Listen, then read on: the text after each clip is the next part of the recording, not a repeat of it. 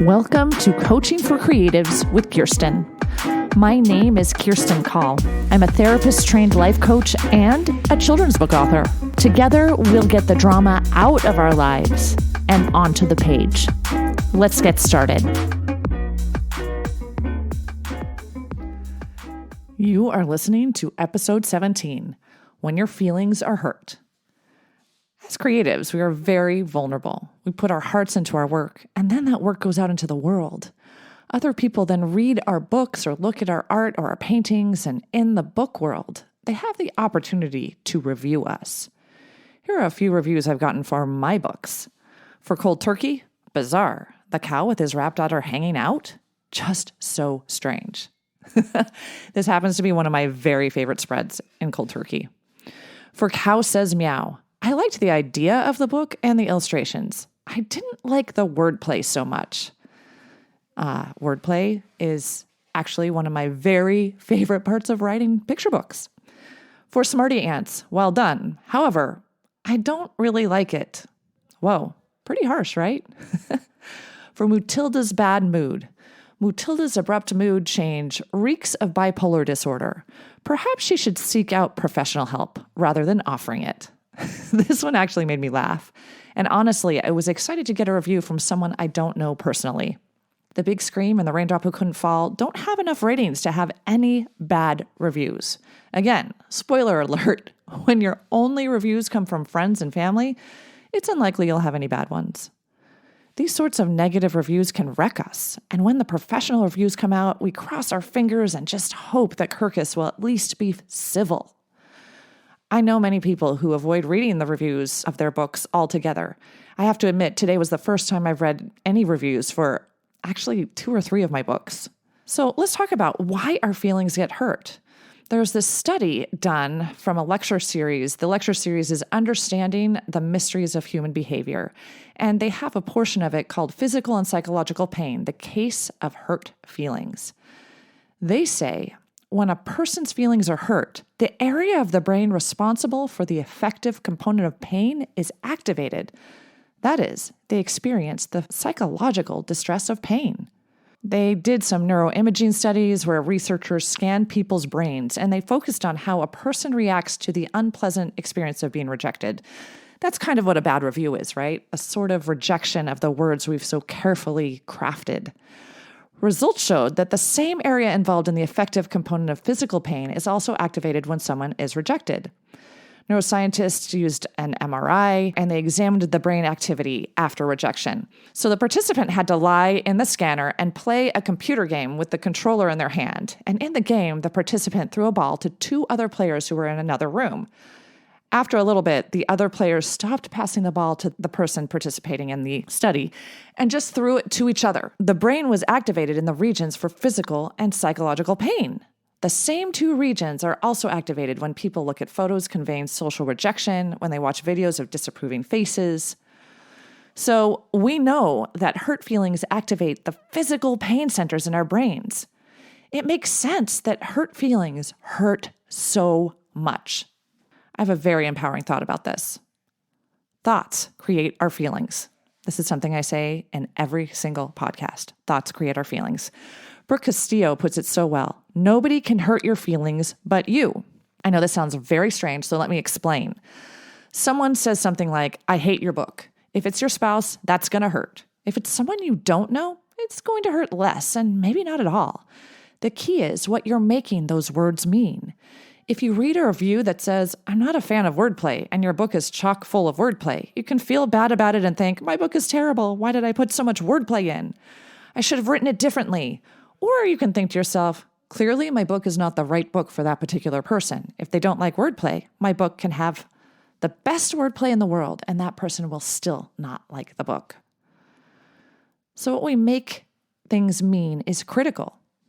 Do you see what I did there? I can't resist the wordplay of critical, meaning essential, and also applying to the criticism of bad reviews. Anyway, what's important is the thoughts you have when you interpret what other people say. This is what hurts our feelings. Number 1, telling ourselves things that are painful about other people. Number 2, telling ourselves things that are painful about ourselves. Number 3, taking what other people say and believing it. Number 4, taking what other people say and making it mean something painful. As I've said before, and I'm going to say it again, you control how you think and what you think. This goes back to episode 2, changing your narrative. We get to choose what we think and therefore feel. I find this incredibly freeing. Other people don't have the power to hurt our feelings. We hurt our own feelings with the thoughts we have about what they said or did. So here are some ways to take control over our hurt. Number 1, notice your thoughts. Every time we believe something that hurts our own feelings, we are building a stronger neural pathway, a negative one. So be intentional. Notice what you're thinking about whatever was said. For example, my Smarty Ants review, well done. However, I don't really like it. I can focus on the dislike, or I can pay attention to the part of the review where they say, well done. If I'm thinking, my book is horrible, I need to delete that thought and replace it with something like, hooray, someone I don't know is reading my book. This is good news. Also, they said, well done, even if they don't like it. Number 2, find ways to forgive. Let's say something really horrible, something worse than a bad review happens. Perhaps someone stole your idea or stole your entire manuscript, or maybe you were lied about. The sky's the limit with hurtful things, right? You have the choice to think what you're going to think about the circumstances. Sometimes you will choose to be hurt. It's a choice you can make. But when you're ready to forgive, I like the Ho'oponopono Hawaiian prayer. There might be people in your life who will never apologize. You can choose to feel better no matter what those people do. So the Ho'oponopono prayer has 4 elements. The first one is repentance, where you say, I'm sorry. Step 2 is ask forgiveness. You say, please forgive me. Step 3 is gratitude. You say, thank you. And step 4 is love. You say, I love you. So you can imagine whoever the person is that has done something that is super hurtful to you or has created some hurtful thoughts in your brain. You can imagine them standing in front of you saying, I'm sorry. Please forgive me. Thank you. And I love you. You can imagine them saying this as many times as you need to. You can try to imagine this over a period of days. This is a very powerful way to heal hurt feelings. Number 3, you own your power. You get to decide what you think. Other people can do what they do, but it's your thoughts. You make yourself sad or mad by thinking things about external circumstances. Number 4, practice. It takes practice to change neural pathways. We can change the way we think in an instance depending on our perspective, but we still need to practice thinking in ways that serve us. So let's talk about perspective for a minute. For example, my son James broke his ankle while downhill longboarding. I remember we all thought it was terrible, and it was. It made it impossible for him to drum in the marching band, but it also opened up his mind to other possibilities. He decided to try out for the high school musical. I remember him saying, maybe they'll want a crippled person in the chorus. So he tried out and ended up becoming Sweeney Todd in the musical Sweeney Todd. Wow. All of a sudden, the broken leg didn't seem like such a horrible thing. In fact, it led to a great opportunity.